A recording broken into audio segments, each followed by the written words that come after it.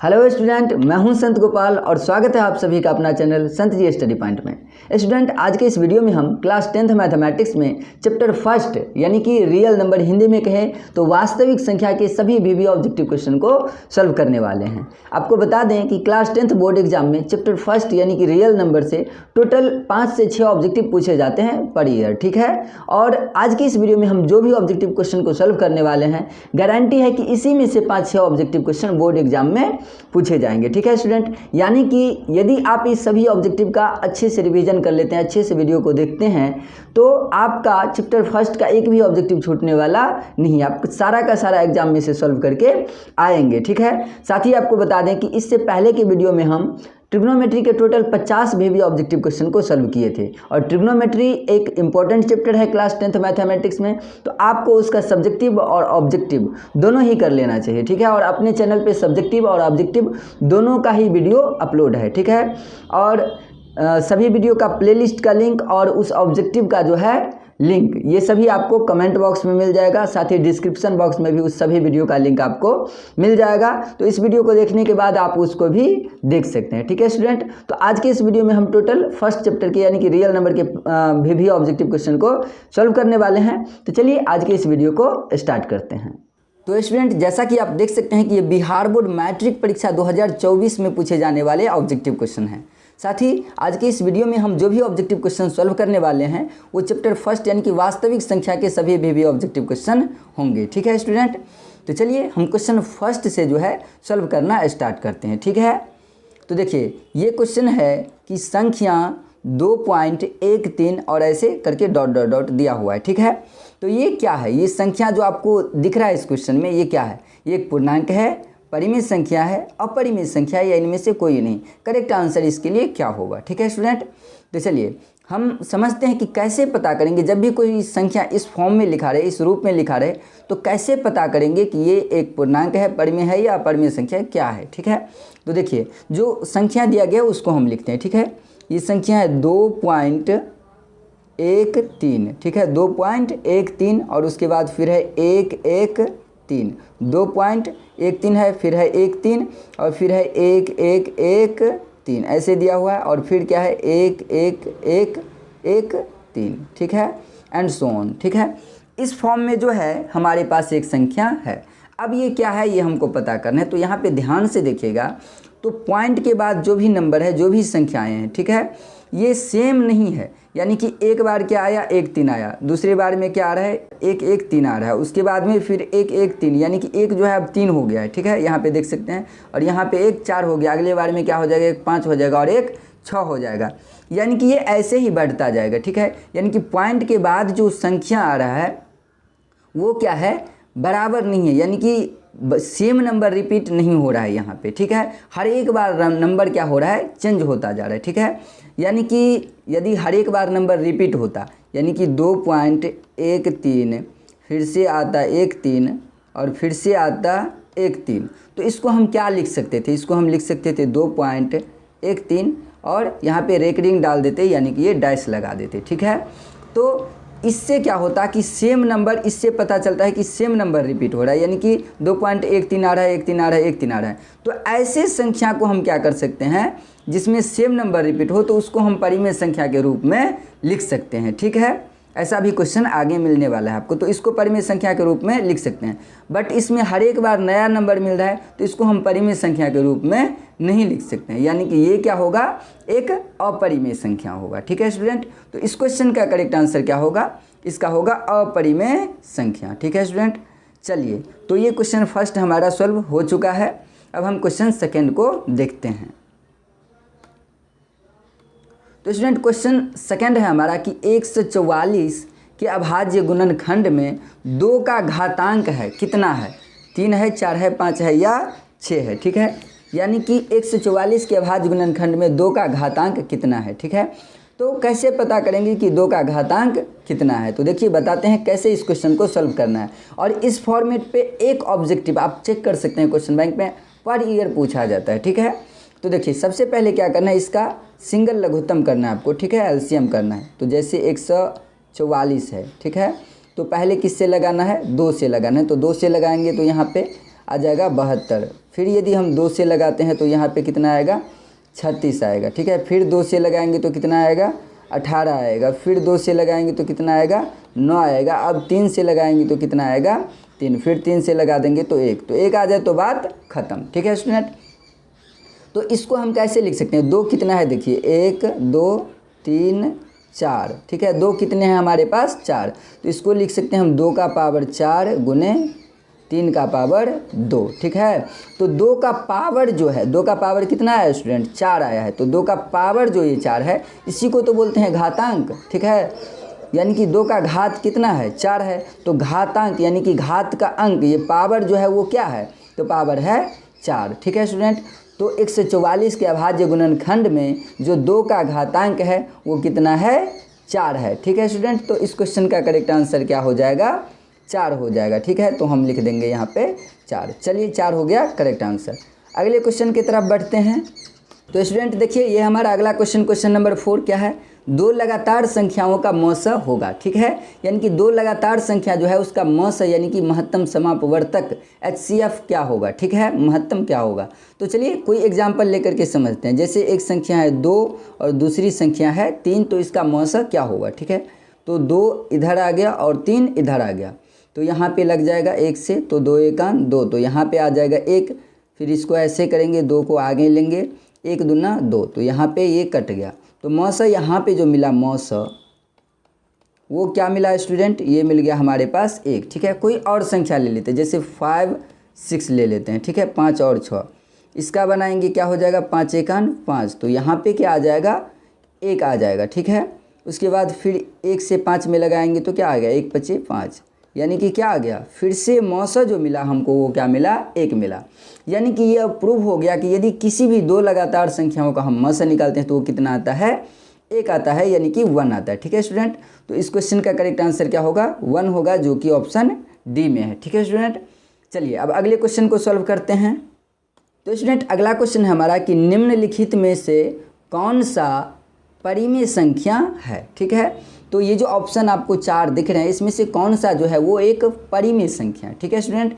तो देखिए परिमेय संख्या का जो परिभाषा होता है वो क्या होता है कि संख्या जो है P/Q के फॉर्म में रहे और Q जो हो वो 0 के बराबर नहीं हो, Q does not equal to 0, साथ में ये P जो हो वो क्या हो एक पूर्णांक हो, P और Q, ठीक है, P और Q, P भी क्या हो एक पूर्णांक हो, ठीक है, और Q भी क्या हो एक पूर्णांक हो, ठीक है स्टूडेंट। तो चलिए यहाँ पे समझते हैं कि इसमें से कौन सा जो है वो एक परिमेय संख्या होगा, यानी कि इस फॉर्म में कौन सा जो है इसमें से होगा, ठीक है स्टूडेंट। तो पहला ही यदि देखते हैं तो पहला है 1 का वर्गमूल कितना होता है 1 होता है, और 144 का वर्गमूल जो होता है वो कितना होता है 12, तो ये आ गया 1/12। P/Q के फॉर्म में है और यहाँ पे जो है ये क्या है P/Q के फॉर्म में है ही, साथ ही Q जो है नीचे में जो है वो 0 नहीं है, नीचे में क्या है 12 है, ठीक है स्टूडेंट। तो ये एक परिमेय संख्या है, ठीक है, ये क्या है एक परिमेय संख्या है। अब दूसरा क्यों नहीं है ये भी समझते हैं। तो 5 तो रूट से इसको क्या करते हैं, देखिए जैसे यहाँ पे है हमारे पास 5/√25, ठीक है। तो इसको यदि काटेंगे तो 5 एकान 5 25 25, तो ये क्या आ जाएगा स्टूडेंट 1/5। तो 1 तो रूट से बाहर आ जाएगा, लेकिन √5 जो है वो 5 जो है वो रूट से बाहर नहीं आएगा, तो ये रूट में ही रहेगा। अब देखिए 5 क्या है एक अभाज्य संख्या है, ठीक है। तो कोई भी यदि अभाज्य संख्या है उसको यदि रूट में डाल देंगे तो वो क्या होगा एक अपरिमेय संख्या होगा। तो √5 जो है वो एक अपरिमेय संख्या, इसलिए 1/√5 भी यहाँ पे क्या हो रहा है वो भी एक अपरिमेय संख्या होगा, तो ये भी एक अपरिमेय संख्या होगा। 32 का यदि निकालेंगे तो 32 का कितना आ जाएगा, देखिए 32 का यदि निकालते हैं हम तो 32 का सिंगल लघुत्तम करना पड़ेगा, ठीक है। तो 32 2 से भागा देंगे तो 16, फिर 2 से देंगे तो 8, फिर 2 से देंगे तो कितना 4, और फिर 2 से देंगे तो कितना ये आ जाएगा 2, ठीक है स्टूडेंट। तो 2 का पावर मिलाएंगे ये 2 और ये 2, तो यानी कि इसको हम लिख सकते हैं रूट में 2 का स्क्वायर गुने 2, ठीक है स्टूडेंट। तो ये जिस पे स्क्वायर है वो आ जाएगा बाहर, तो ये दोनों 2 आ जाएगा रूट से बाहर, तो हो जाएगा 4 और √2। तो √2 एक अभाज्य संख्या है, ठीक है, √2 एक अभाज्य संख्या है, इसलिए रूट में आएगा, तो ये भी क्या हो जाएगा एक अपरिमेय संख्या हो जाएगा, ठीक है। यानी कि किसी भी अभाज्य संख्या को जब हम क्या करते हैं रूट में डालते हैं तो वो क्या हो जाता है अपरिमेय संख्या। अब ये यदि ये अपरिमेय संख्या है तो इसमें यदि किसी संख्या से हम गुना भी कर दे तो ये अपरिमेय संख्या ही होगा, ठीक है स्टूडेंट। उसमें कुछ जोड़ दे, कुछ घटा दे या कुछ गुना कर दे एक अपरिमेय संख्या में तो वो अपरिमेय संख्या ही रहने वाला है, ये आपको याद रख लेना है, ठीक है। तो ये क्या हो जाएगा अपरिमेय संख्या। और ये देखिए रूट 32 तो ऑलरेडी क्या है एक अपरिमेय संख्या है। इसमें रूट 5 यदि ऐड भी कर इसमें 5 यदि ऐड भी कर देते हैं, 5 जोड़ भी देते हैं, तब भी ये क्या रहने वाला है अपरिमेय संख्या ही रहने वाला है। यानी कि इस क्वेश्चन का करेक्ट आंसर जो होगा परिमेय संख्या के लिए वो क्या होगा √1/144, ठीक है। यानी कि हमारा ऑप्शन नंबर ए जो है वो क्या है करेक्ट है परिमेय संख्या के लिए, ठीक है स्टूडेंट। चलिए स्टूडेंट तो अब हम अपना अगला क्वेश्चन सॉल्व करते हैं, ठीक है। अगला क्वेश्चन है हमारा कि π/3, ये π/3 जो है ये क्या है एक परिमेय संख्या है और परिमेय संख्या है पूर्णांक है क्या है। तो स्टूडेंट आपको पता होना चाहिए कि पाई जो है वो क्या है एक अपरिमेय संख्या है, ठीक है। और पाई में हम क्या कर रहे हैं 3 से भागा दे रहे हैं तो ये भी क्या होगा एक अपरिमेय संख्या ही होगा। याद रखना है पाई क्या है एक अपरिमेय संख्या है, ठीक है स्टूडेंट। तो यहाँ से क्या हो जाएगा ये एक अपरिमेय संख्या हो जाएगा। यानी कि 6 नंबर क्वेश्चन का करेक्ट आंसर क्या होगा अपरिमेय संख्या होगा, जो कि ऑप्शन नंबर बी में है। चलिए 7 नंबर क्वेश्चन को अब देखते हैं।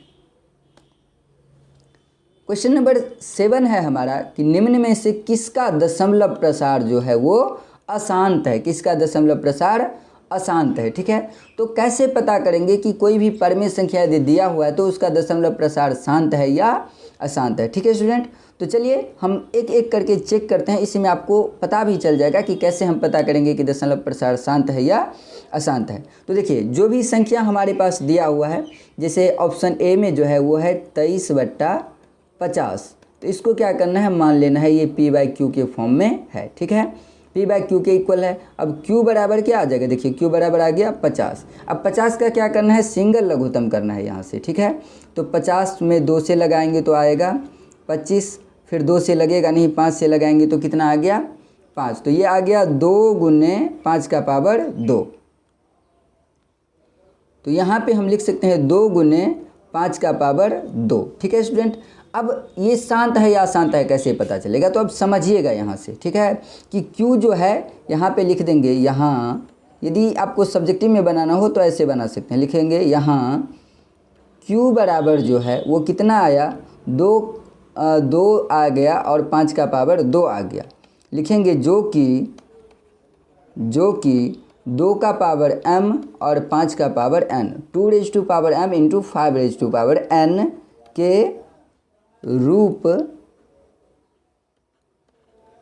के रूप का है, ठीक है स्टूडेंट। देखिए यानी कि शांत तभी होगा, तो हम यहाँ पे लिख सकते हैं इसीलिए 23/50 का दशमलव प्रसार चूँकि ये ऑब्जेक्टिव है तो ऐसे नहीं बनाना चाहिए, बट एक क्वेश्चन बनाते हैं आपको समझने के लिए, ठीक है।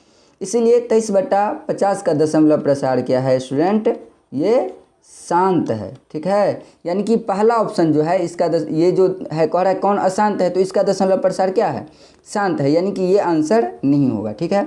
अब ये कैसे शांत हो गया थोड़ा और डिटेल में समझिए, ठीक है। तो देखिए जब भी इसका अभाज्य गुणनखंड हम निकाले, जो भी संख्या नीचे में रहे हर में रहे उसका अभाज्य गुणनखंड निकाले, उसमें 2 आए या 5 आए, 2 आए या 5 आए या 2 5 दोनों आ जाए, जैसे इसमें 2 भी आया और 5 भी आया, या सिर्फ 2 आए तो 5 नहीं आया तो 5 का पावर लिख देंगे 0, या सिर्फ 5 आया जैसे 5 का पावर आ गया 2 और 2 एक भी आया ही नहीं, जैसे नीचे में होता कितना 25 तो 5 का पावर 2 आता, 2 तो इसमें नहीं है तो 2 का पावर क्या लिख देंगे 0, ठीक है।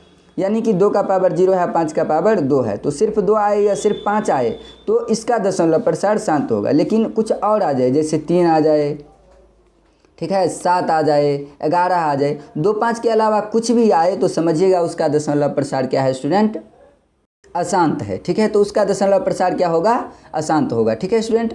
तो पहला ऑप्शन जो हमारा था वो 23/50 वो क्या हो गया शांत हो गया, ठीक है। तो दूसरा ऑप्शन चेक करेंगे, दूसरा ऑप्शन क्या है 243, ठीक है स्टूडेंट। तो 243 को अब क्या करते हैं चेक करते हैं, ठीक है स्टूडेंट। तो 243 का क्या करना है सिंपल लघुत्तम करना है, ठीक है। तो 243 में कितना से लगेगा। ठीक है स्टूडेंट।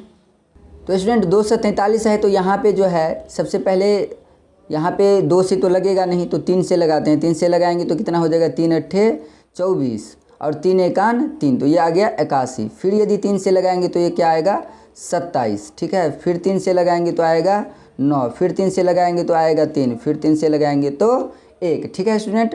तो इसमें क्या मिल रहा है हमको, सिर्फ और सिर्फ 3 ही मिल रहा है, 2 नहीं मिल रहा है और 5 नहीं मिल रहा है। तो ये जो है ये क्या है, इसका दशमलव प्रसार क्या है, अशांत है। ठीक है, तो यहाँ पे क्वेश्चन था कि निम्न में से किसका दशमलव प्रसार अशांत है, तो 39/243 का। बाद बाकी के जो ऑप्शन है इसमें सब में आपको 2 5 देखने को मिलेगा, इसके अलावा कुछ नहीं आएगा, तो इस सब का शांत होगा। बी नंबर ऑप्शन जो है वो उसका दशमलव प्रसार क्या है, अशांत है। तो करेक्ट ऑप्शन क्या हमारा बी है। ठीक है, 39/243। ठीक है स्टूडेंट, नेक्स्ट क्वेश्चन देखते हैं अब। तो चलिए स्टूडेंट अब हम क्वेश्चन नंबर 8 को सॉल्व करते हैं। तो क्वेश्चन नंबर 8 क्या है, 2, 10 और 20 के लॉस और मौसों का अनुपात है, क्या है। ठीक है स्टूडेंट, तो देखिए 2, 10 और 20 का, ठीक है, जब भी हम क्या करेंगे, लॉस निकालेंगे। ठीक है, लॉस, इसका क्या निकालेंगे, लॉस, यानी कि लघुत्तम समापवर्तक एलसीएम निकालेंगे। तो ये कितना आ जाएगा, ये आ जाएगा 20। 2 10 का निकालेंगे तो 10, 10 20 का निकालेंगे तो 20। ठीक है, और मौस जब निकालेंगे महत्तम समापवर्तक HCF, तो ये कितना आएगा, 2। ठीक है स्टूडेंट, तो अब यहाँ पे कह रहा है लॉस और मौस। ठीक है, तो पहले जो बोला जाए वो जो है पहले लिखना है, यानी कि लॉस, और तब निकालना है, तब क्या कर रहा है, लॉस और मौसा का अनुपात। ठीक है, तो लॉस बट्टे मौस। ठीक है स्टूडेंट, लॉस बट्टे मौस। तो लॉस जो है यानी कि लघुत्तम समापवर्तक वो है 20 और ये है 2। तो इसको यदि काटते हैं तो कितना आ जाता है, 10, 2 1 2, 2 दहाई 20। तो ये कितना आ गया, 10/1। अनुपात में बदले तो 10/1। ठीक है स्टूडेंट, तो 10/1 यानी कि बी जो होगा वो इस क्वेश्चन का करेक्ट आंसर होगा, 10/1। ठीक है स्टूडेंट, चलिए अब हम अपने क्वेश्चन नंबर 9 को सॉल्व करते हैं। तो देखिए क्वेश्चन नंबर 9 है हमारा कि x raise to power 8 raise to power 0 and x raise to power 0, 8 का पावर 0 है और x का पावर 0 है और ये दोनों गुना में है, तो बराबर कितना होगा। ठीक है स्टूडेंट, तो आपके लिए बता दें कि सबसे पहले आपको क्या करना है कि ये 8 का पावर 0 है और गुने x का पावर क्या है, 0 है।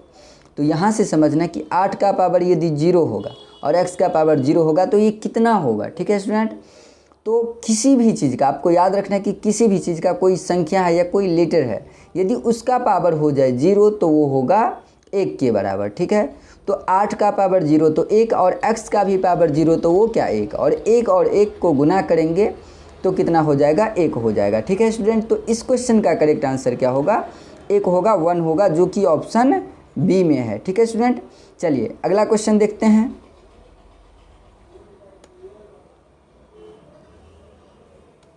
अगला क्वेश्चन है हमारा कि 2 परिमेय संख्याओं के बीच अधिकतम कितनी परिमेय संख्याएं हो सकती है। ठीक है स्टूडेंट, तो 2 परिमेय संख्याओं के बीच यदि हम परिमेय संख्याओं की संख्या निकालें तो वो कितना होता है, अनंत होता है। ठीक है, तो अनंत परिमेय संख्याएं हो सकती है 2 परिमेय संख्याओं के बीच, याद रखना है आपको। ठीक है स्टूडेंट, चलिए अगला क्वेश्चन देखते हैं। अगला क्वेश्चन है कि 5.27 ये क्या है, परिमेय संख्या है, अपरिमेय संख्या है, पूर्णांक है, या इनमें से कोई नहीं है। ठीक है, तो करेक्ट आंसर क्या होगा समझिएगा, ये है 5.27। पॉइंट उड़ा देंगे तो बट्टे में क्या आ जाएगा, 100। ठीक है, यानी कि 527/100। ये किसके रूप में है, p/q के रूप में है, और q जो है वो 0 के बराबर नहीं है, यानी कि नीचे में 0 नहीं है, 100 है। ठीक है, तो जाहिर सी बात है ये परिमेय संख्या है। ठीक है स्टूडेंट, तो इस क्वेश्चन का करेक्ट आंसर क्या होगा, ए होगा, परिमेय संख्या। ठीक है स्टूडेंट, चलिए नेक्स्ट क्वेश्चन देखते हैं। अगला क्वेश्चन है हमारा, निम्न में से कौन एक अभाज्य संख्या। तो ये जो क्वेश्चन है स्टूडेंट आप आसानी से जवाब दे सकते हैं, और ये क्वेश्चन पूछा जाता है, हम इसलिए कंसीडर किए हैं इसको क्योंकि ये एग्जाम में पूछा जाता है। ठीक है, बहुत ही आसान क्वेश्चन, अभाज्य संख्या कौन है। तो अभाज्य संख्या आपको पता होगा वे सभी संख्याएं जो या तो 1 से विभाजित हो या खुद से विभाजित हो। ठीक है, यानी कि 1 से उसमें भाग लग सके और खुद से भाग लग सके। तो 25 में तो देखिए 1 से खुद से लगेगा ही, साथ में 5 से भी लगेगा, 16 में 4 से भी लगेगा, 8 से भी लगेगा, 15 में 3 से भी लगेगा, 5 से भी लगेगा। एक 29 हमारे पास ऐसी संख्या है जिसमें और किसी संख्या से भागा नहीं लगेगा, सिर्फ 1 और 29 को छोड़ करके, यानी कि 1 और खुद को छोड़ करके 29 में किसी भी संख्या से भागा नहीं लग सकता है। तो 29 जो है वो क्या है, एक अभाज्य संख्या है, यानी कि इस क्वेश्चन का करेक्ट आंसर क्या होगा, A 29 29। ठीक है स्टूडेंट, चलिए अगला क्वेश्चन देखते हैं। अगला क्वेश्चन है कि दो संख्याओं का गुणनफल, ठीक है, ये 8670 8670 है। यदि उनका HCF जो है वो कितना है, 17 है, तो उनका LCM कितना होगा। ठीक है स्टूडेंट, तो आपको बता दें कि LCM यदि आपको निकालना है तो इसका जो फॉर्मूला होता है वो होता है दो संख्याओं का गुणनफल, यानी कि पहली संख्या गुने दूसरी संख्या, दो संख्याओं का गुणनफल, दो संख्याओं का गुणनफल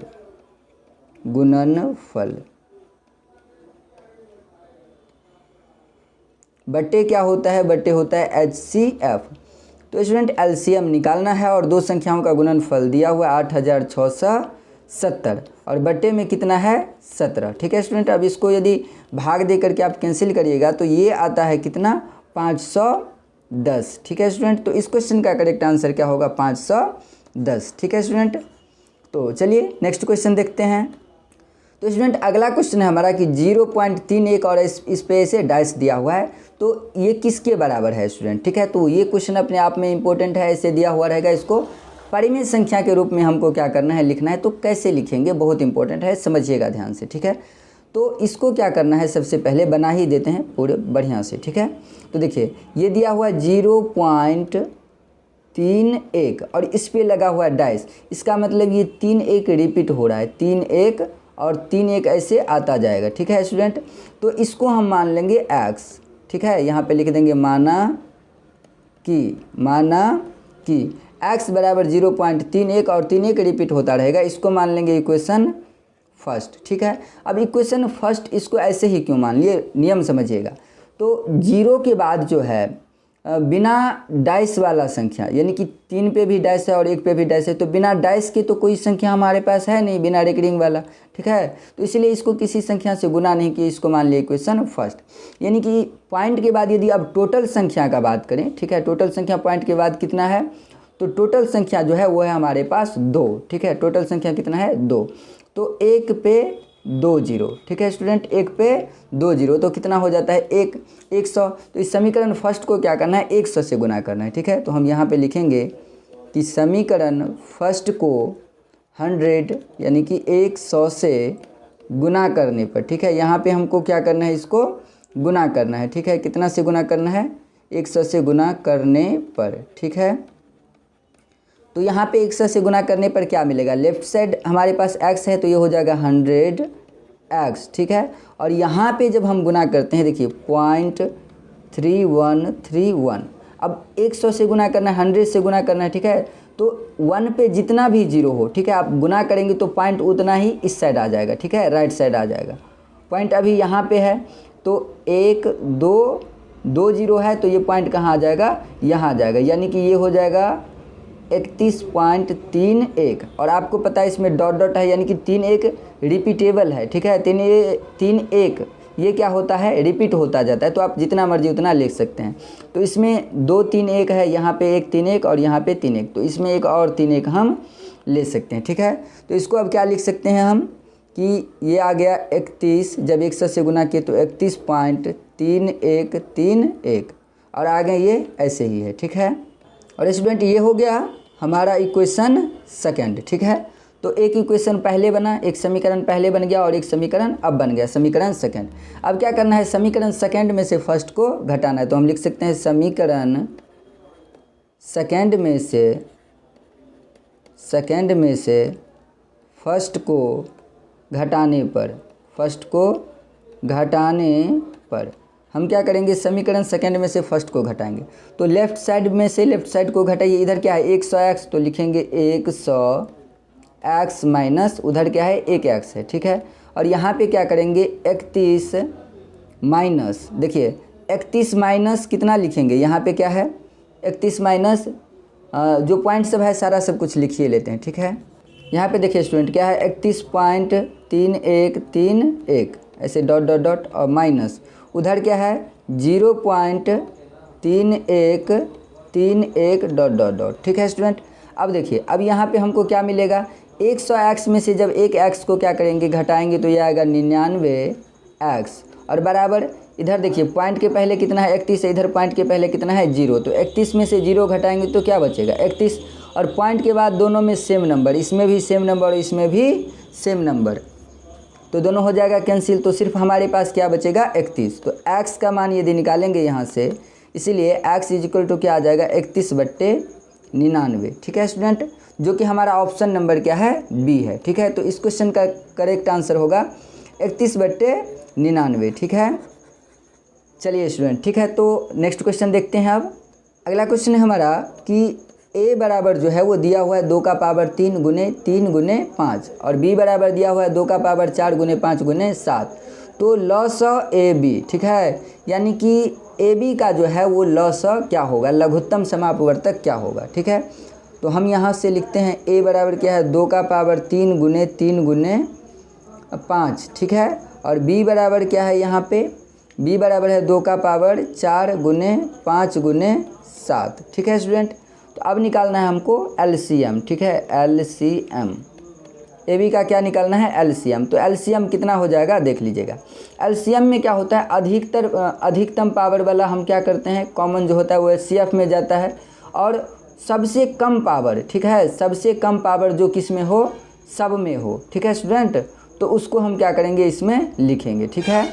देखिए यहाँ से क्या हो जाएगा कि 2 का पावर 3 जो है 2 का पावर 3 ये इसमें भी है और इसमें भी है, तो ये किस में चला जाएगा HCF में चला जाएगा। HCF में कितना आ जाएगा 2 का पावर 3 और 2 का पावर 3 कितना होता है 8, तो HCF क्या हो जाएगा 8 हो जाएगा, ठीक है। लेकिन LCM में क्या हो जाएगा, अब जो 2 का पावर 3 कॉमन चला गया है सब में, ठीक है, तो ये HCF में चला गया तो इसको छोड़ देना है, ठीक है। अब क्या आ जाएगा 2 का पावर 4, 2 का पावर 4 हम यहाँ पे लिख लेंगे, ठीक है, और इसमें दोनों में 5 भी है तो LCM में क्या आ जाएगा 5 भी आ जाएगा यहाँ पे, तो 8 5 40 हो जाएगा, ठीक है, ये हो जाएगा। अब देखिए LCM में क्या हो जाएगा कि 2 का पावर 4 हम नहीं लिए थे उसमें, ठीक है, कॉमन नहीं आया था इसमें, तो 2 का पावर 4 जो है वो हम इसमें लिख लेंगे, ठीक है, और उसके बाद 3 उसमें नहीं कॉमन नहीं हुआ था तो 3 हम क्या करेंगे इसमें लिख लेंगे, ठीक है, तो हम लिख लिए 3। उसके बाद देखिए 5 जो है ये 5 यहाँ पे जो है वो सबसे कम पावर लिए जो किस में जाए जो सब में कॉमन हो, ठीक है, कम पावर जो सब में कॉमन हो, तो 5 का पावर 1 जो है वो सब में कॉमन है और सबसे ज़्यादा पावर भी 5 का कितना है 5 का पावर 1 ही है जो सब से ज़्यादा है, ठीक है, कम वाला भी 5 का पावर 1 ही है और ज़्यादा वाला भी 5 का पावर 1 ही है, तो कम वाला चला गया HCF में आ गया, ठीक है, 5 का सब में कॉमन जो था, ठीक है, और ज़्यादा पावर जो कॉमन नहीं है वो भी कितना है 5 ही है, तो यहाँ पे लिख लेंगे 5 और उसके बाद क्या बच गया 7, ठीक है, तो 7 को लिख लेंगे यहाँ पे। तो अब इस सब को यदि सॉल्व करेंगे तो 2 का पावर 4 है यहाँ पे, ठीक है, तो 2 का पावर 4 जो है ये हो जाएगा 8 दूना 16, तो यहाँ पे लिख लेंगे 16, यहाँ पे हो जाएगा 3 और यहाँ पे 5 गुने 7, ठीक है, तो 16 3 48 5 240 और 240 को जब हम क्या करेंगे 7 से गुना करेंगे, ठीक है, तो ये हो जाएगा 1680, ठीक है स्टूडेंट, 1680। तो इस क्वेश्चन का जो करेक्ट आंसर होगा वो होगा 1680, जो कि हमारा ऑप्शन नंबर डी है, ठीक है। नेक्स्ट क्वेश्चन है कि 2 अभाज्य संख्याओं का मस होता है क्या होता है, ठीक है, 2 अभाज्य संख्याओं का मस क्या होगा, तो हम कोई जो है एग्जाम्पल लेकर के समझते हैं इसको, ठीक है। 2 अभाज्य संख्या, ठीक है, तो एक अभाज्य संख्या हम ले लेते हैं, जैसे हमारा हो गया 3 और एक हो गया हमारा 5, ठीक है। अब देखिए यदि हम क्या करते हैं 2 एग्जाम्पल लिए हैं, एक लिए हैं 3 और एक लिए हैं 5। अब यदि हम क्या करेंगे इस 3 और 5 का क्या करेंगे मौसा निकालेंगे, HCF निकालेंगे, ठीक है। तो चलिए निकालते हैं, यहाँ से 3 है और ये 5 है, तो ये आ जाएगा यहाँ पे 3, ये आ जाएगा 2, फिर 3 को इधर करेंगे और ये आ जाएगा फिर से 2, फिर 1 और यहाँ 2। तो स्टूडेंट देख सकते हैं क्या मिला HCF क्या मिला, यहाँ से 1 मिल रहा है, 1 मिल रहा है, ठीक है। अब यदि हम कोई और एग्जाम्पल लेकर के समझते हैं, जैसे मान लीजिए 11 लेते हैं और एक लेते हैं 13, ठीक है। तो इसका क्या आ जाएगा, तो यहाँ से देख सकते हैं ये आ जाएगा 11 यहाँ पे बचा 2 और फिर 11 को इधर करते हैं तो 2 5 6 10, यहाँ पे लगा देंगे 10, एक बचेगा, फिर 1 दूना 2।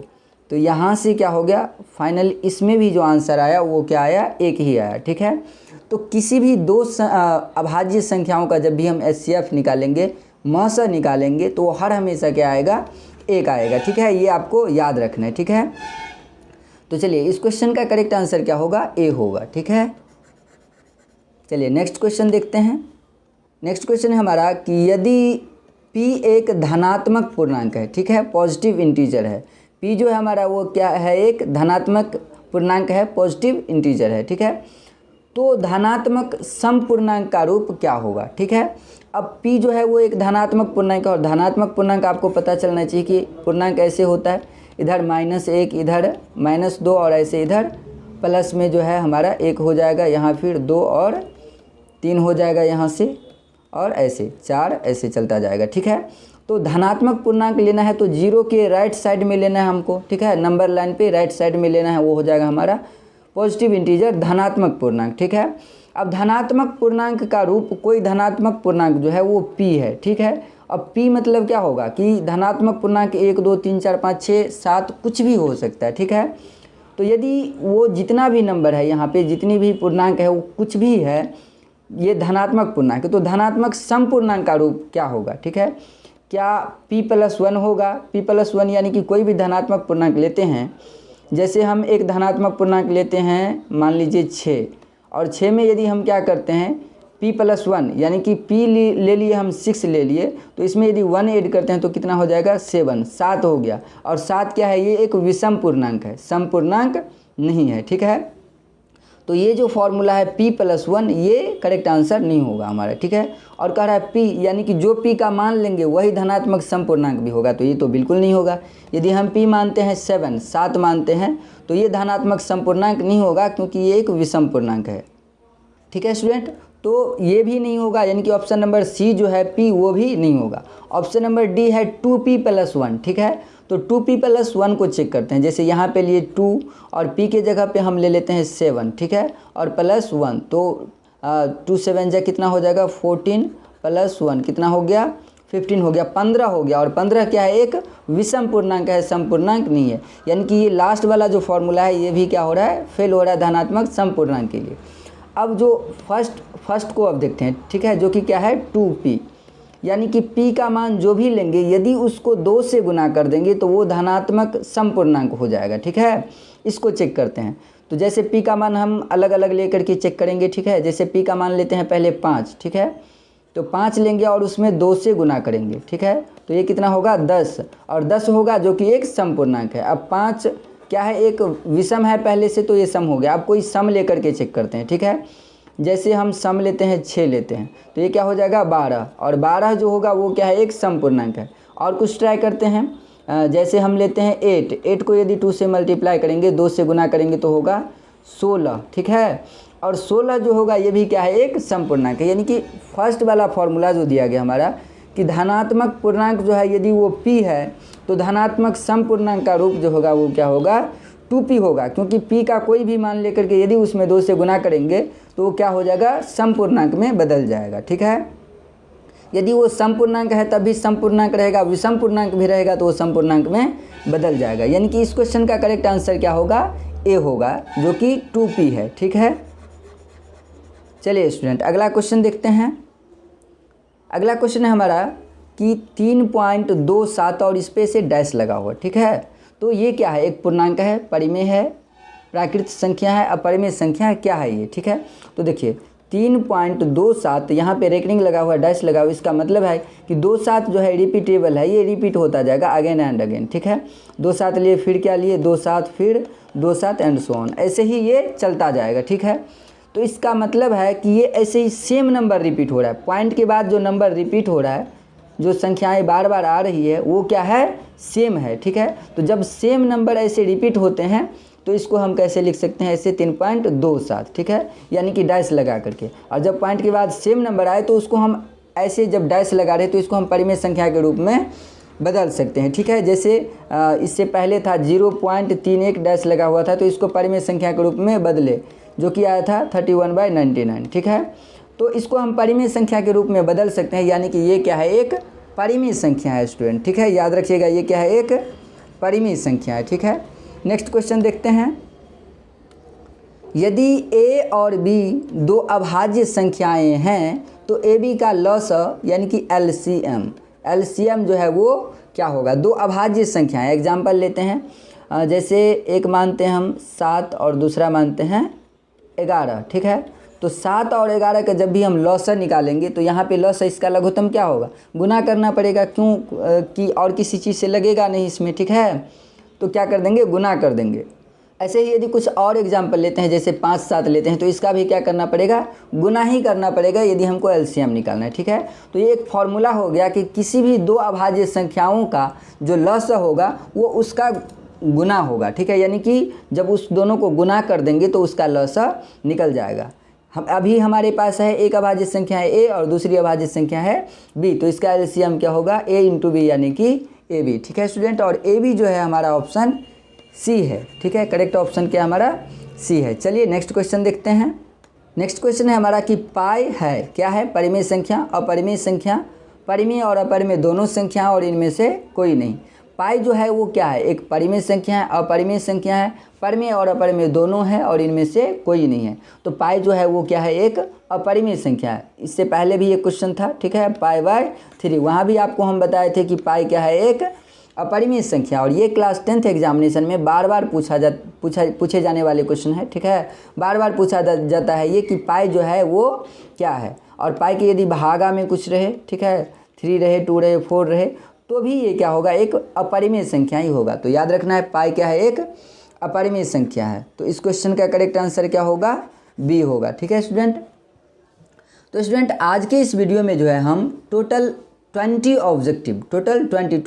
ऑब्जेक्टिव जो है चैप्टर 1 रियल नंबर यानी कि वास्तविक संख्याएं के टोटल जो है 20 ऑब्जेक्टिव देखे हैं, ठीक है। और ये सभी ऑब्जेक्टिव जो है बहुत ही ज़्यादा इंपॉर्टेंट है। जिस फॉर्मेट पे, जिस कंसेप्ट पे आपको हम ऑब्जेक्टिव बताए हैं, ये सारा जो है बार बार रिपीट होता रहता है, ठीक है। बार बार ये एग्जाम में पूछा जाता है, ठीक है। तो आपको क्या करना है, अच्छे से रिवीजन करना है। और यदि अच्छे से रिवीजन करके जाते हैं तो चैप्टर फर्स्ट में से जो है टोटल 5 to 6 यानी कि 5 से 6 ऑब्जेक्टिव जो है इस चैप्टर से पूछा जाता है। तो आपका एक भी बिल्कुल गलत नहीं होगा, ठीक है। आपका सारा का सारा ऑब्जेक्टिव सही होगा, क्योंकि मेरा जो 6-7 साल का एक्सपीरियंस है उसके बेस पे बता रहे हैं कि यहाँ से क्वेश्चन आएगा ही आएगा। जो भी स्टूडेंट बढ़िया से रिवीजन करके जाता है उसका ऑब्जेक्टिव सही होता है, ठीक है। यानी कि 50 नंबर का जो टोटल ऑब्जेक्टिव आता है उसमें से बहुत बढ़िया यानी कि 45+ जो है सही करके आता है, ठीक है। तो आप इसको अच्छे से देख लें और आपका जो है एग्जाम में इस चैप्टर का ऑब्जेक्टिव बिल्कुल गलत नहीं होगा। तो स्टूडेंट मैं आशा करता हूं कि आज का ये वीडियो आपको अच्छा लगा होगा। इस वीडियो में जो भी क्वेश्चन बताया गया वो आपको समझ में आया होगा। फिर भी यदि आपका कोई डाउट रह जाता है तो आप हमें कमेंट बॉक्स में कमेंट करके पूछ सकते हैं। और यदि आप ट्रिग्नोमेट्री के वीवीआर ऑब्जेक्टिव क्वेश्चन का वीडियो देखना चाहते हैं तो उस वीडियो का लिंक जो है इस वीडियो के कमेंट बॉक्स में और डिस्क्रिप्शन बॉक्स में आपको मिल जाएगा। यदि ये वीडियो आपको अच्छा लगा है तो इस वीडियो को अभी एक लाइक कर दीजिए और चैनल पे नए हैं तो चैनल को सब्सक्राइब कर लीजिए, ताकि अभी जो है हम 8 चैप्टर और फर्स्ट चैप्टर का ऑब्जेक्टिव अपलोड कर चुके हैं और जैसे ही अब सेकंड चैप्टर का, थर्ड चैप्टर का ऑब्जेक्टिव अपलोड करें तो उसका नोटिफिकेशन आपको मिल पाए, ठीक है, और आप उस वीडियो को देख पाएँ, ठीक है स्टूडेंट। तो चलिए मिलते हैं नेक्स्ट वीडियो में ऐसे ही इंटरेस्टिंग टॉपिक के साथ। वीडियो देखने के लिए और इतना सारा प्यार देने के लिए आपको तहे दिल से धन्यवाद।